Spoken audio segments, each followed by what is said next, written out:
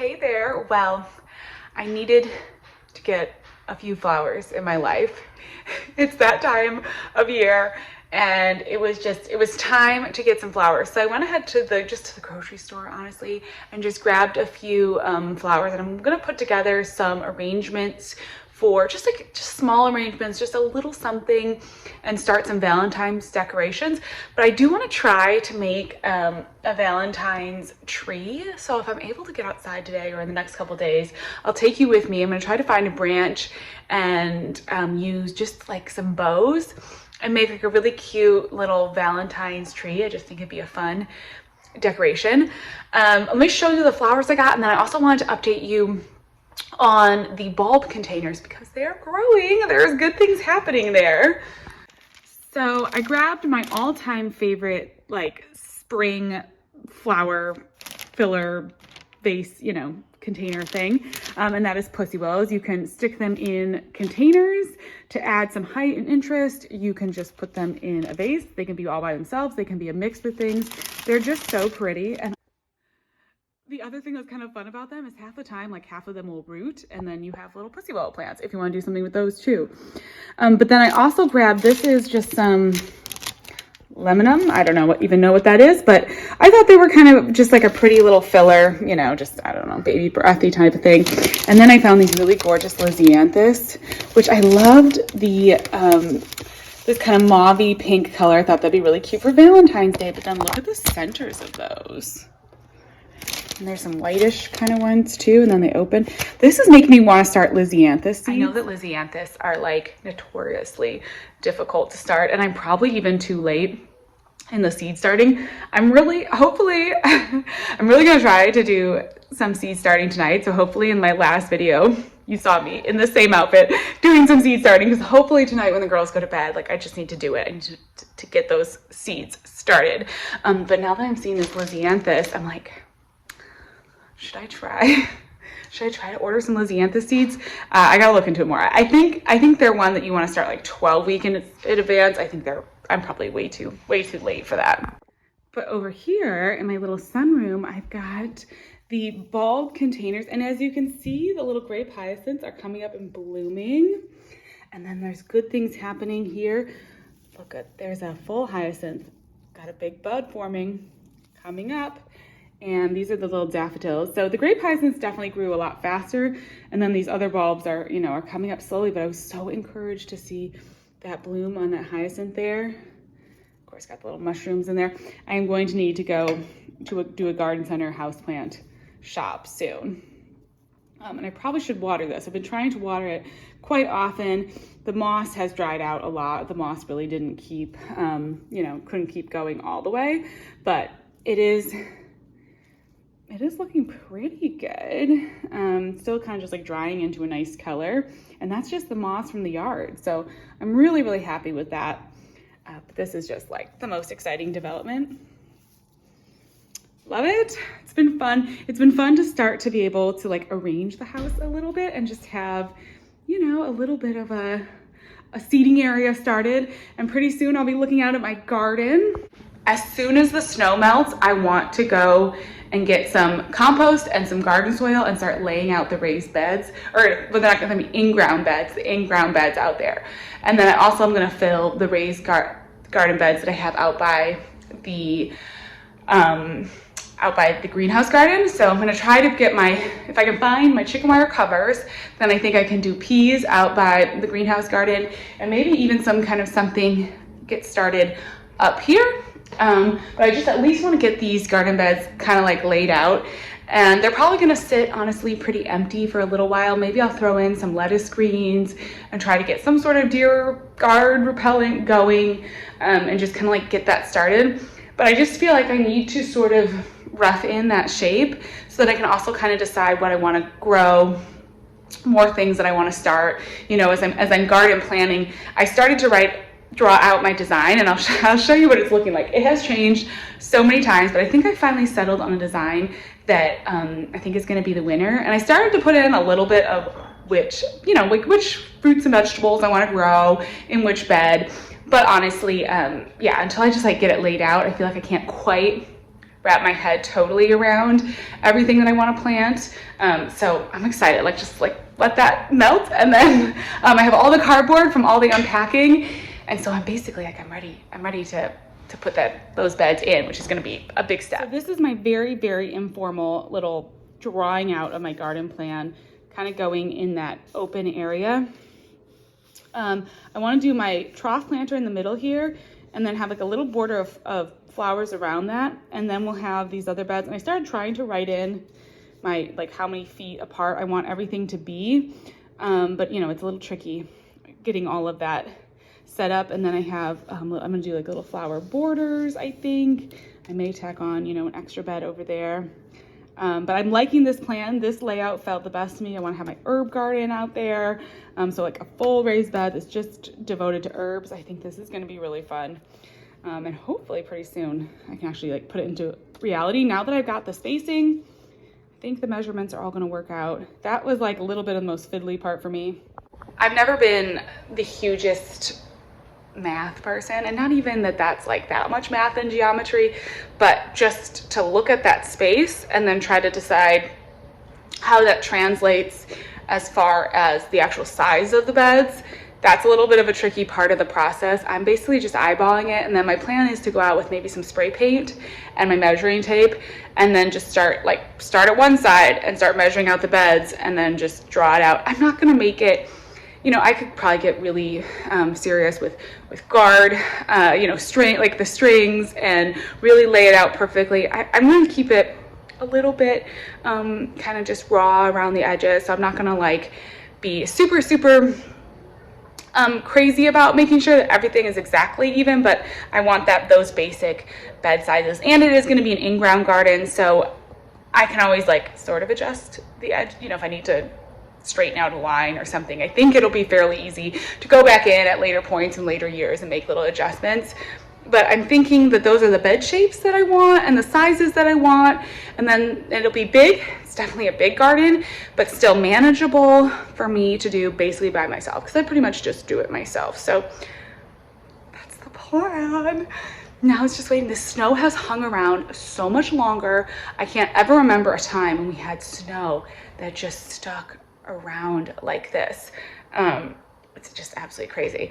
But the other exciting thing is, while I'm waiting for the snow to melt, I actually got my second shipment of berry bushes, and I'm hopefully going to be getting delivered to me today 2 container blueberry bushes. So I have my 2 container raspberry bushes that are looking great. They're doing so well. I mean, they're not really doing much because they're just kind of dormant, but they're out there on the patio looking good. And then I'm going to put my 2 blueberry bushes in next to it. So I will update you on that once those arrive.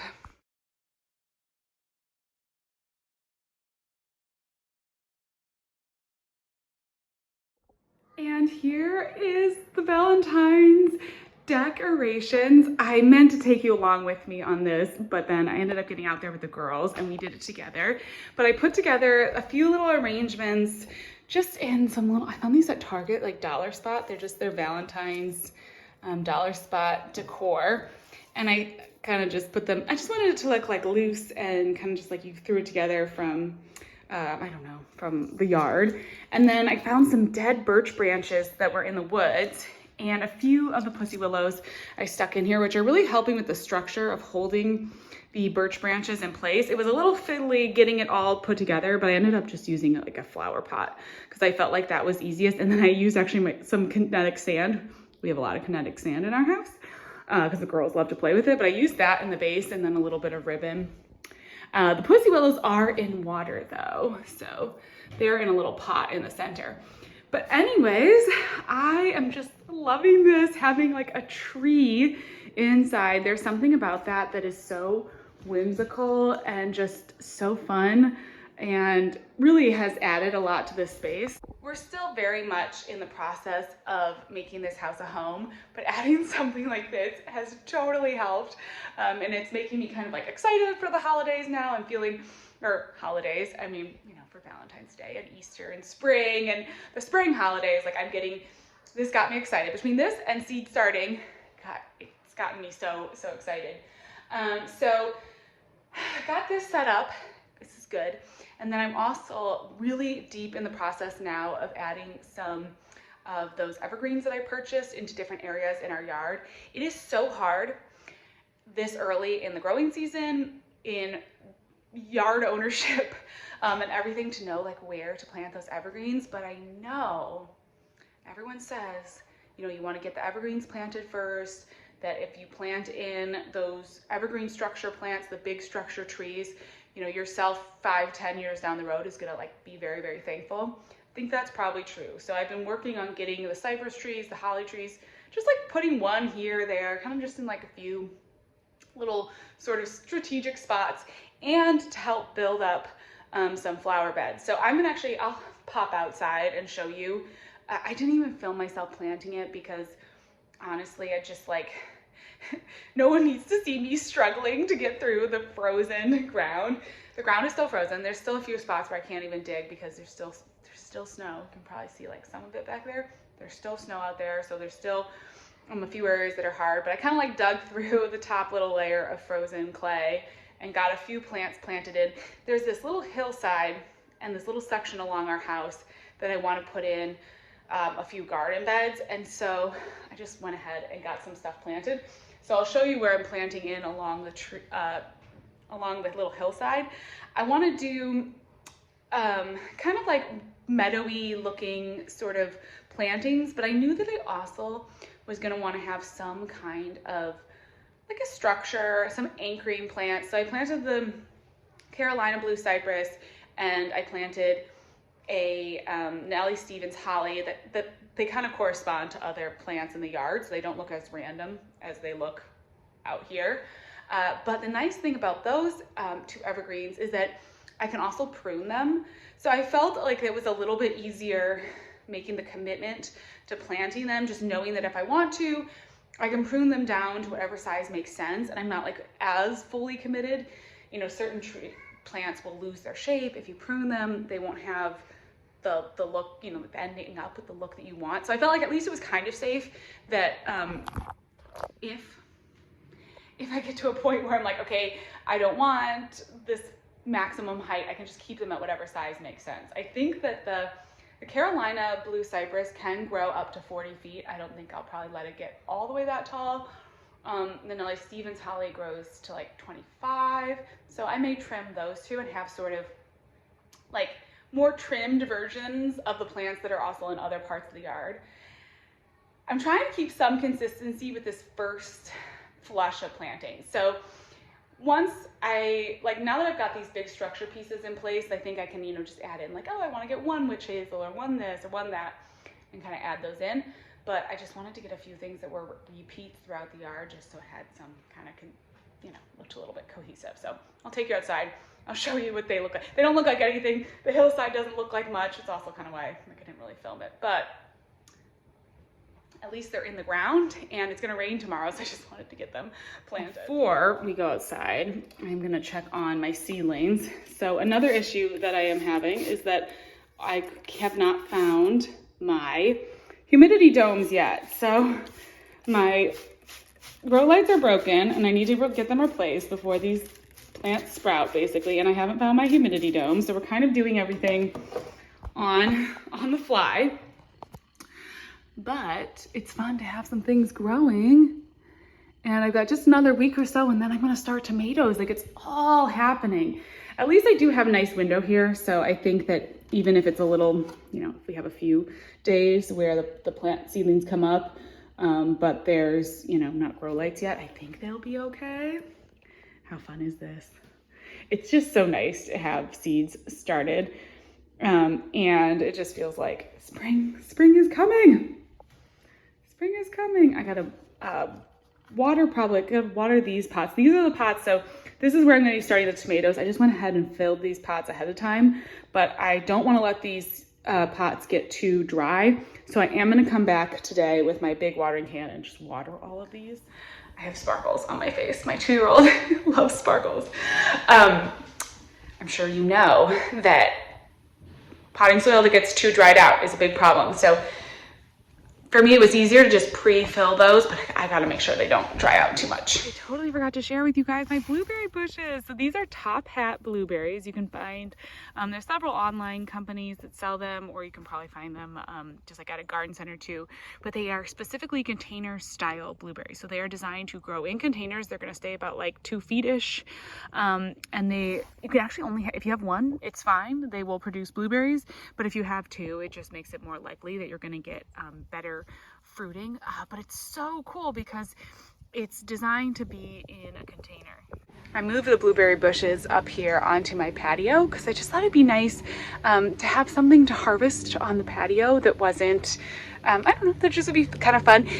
I could definitely put them in the backyard as well, and there's something nice about having the big blueberry bushes. But if you have a smaller space, these container style make it possible to grow blueberries in a container. I've had a few people ask me about growing like the raspberries, the blueberries in containers, and like if you can do that with any blueberry or any raspberry, and I would say no. So the field varieties, the varieties that you're supposed to grow out in the fields, those are huge. Like those get big. Those are multiple, you know, 3, 4, I don't know, maybe even like 6 feet tall. I don't know how tall they want to get, but too tall for most containers. And if you tried to put those plants in a container, you might be able to get fruit, but they might also be pretty unhappy. You might deal with some stunting or fewer yields, and just like those kinds of issues. But if you get a container style variety, it's designed to grow in the containers. It's going to be happy. So that's just what you want to look for. If you want to do a container blueberry bush or a container raspberry bush, you just want to look for a variety that's like a dwarf variety that stays about a couple feet tall. Almost every single plant tag is going to tell you how tall the plant's going to get. A lot of them that are container varieties are marketed as container varieties, so it's going to come out and like tell you like this is great in containers, but you can also look, like I always look at that size and see like, okay, if it's gonna be 1 to 2 feet tall, it's gonna be fine in a container. And then yeah, sometimes you can get away with just having one, and it'll tell you that too, usually, whether or not you need two, because certain varieties you do have to have like a second plant to have pollination in order to get fruit. So that's just like another thing that you want to watch out for, so that you don't end up with, you know, your plant and then not getting any fruit off. And then when it comes to the containers, you just want to give it at least like those I think are 3 or 4 gallon containers. So just giving as much room as you can. Sometimes they'll give you the requirements for that too, but my rule of thumb is like as big as I can get, as fits for my space. That's usually what I go with, and that's what makes the blueberries happy. So I will keep you posted. I'm gonna probably pull out my soil acidifier and fertilize those blueberries a little bit. Blueberries do like acidic soil, and that's just like normal potting mix. I just put them into straight normal potting mix, but I'm gonna go ahead and give them some actual fertilizer. I don't think I'm gonna give the raspberries anything. I don't think they really want that acidic soil in the same way. There are just a few things, you know, that need like that real acidic soil. And blueberries are one of them. So you can get like a soil acidifier, blueberry fertilizer. And in the last few times I've had container blueberries, I've just given them that fertilizer like once a year, twice a year, and they've been happy. So I'll probably give them the fertilizer once it starts warming up for the spring, like for real warming up. Although you can see I'm just out in a sweater. The weather is really nice today. We're gonna get like 60. I'm hoping that this snow melts. This is the hillside flower bed that I was talking about, and you can see I planted the cypress there, and then I'm going to plant this little holly here, and we're going to start developing some sort of a meadow garden in this space, and I think that's going to be really pretty. And then the cypress will grow up and be kind of like the backdrop for the bed. It's really interesting. I've never done like big garden beds like this, so it's a very different process for me. It's very interesting for me to start with like these bare bones plants and then trying to get them the right distance apart. You know, when you're planting them like that, you don't want them to be too, you know, close together. You've got to give them room to grow, and that is so hard for me because I've just never grown on this kind of scale. So I'm seeing if I can make that work. I will keep it posted as I start buying more plants for that garden bed. I haven't quite decided yet exactly all the things that I want to go in the bed, but I want it to look kind of natural. I might try to get some grasses to kind of mimic this like grassy look that we have, and then meadow flowers, rudbeckias, agastaches, echinacea, that kind of stuff. So anyways, that's what's going on right now in the garden, but just continuing to make little steps.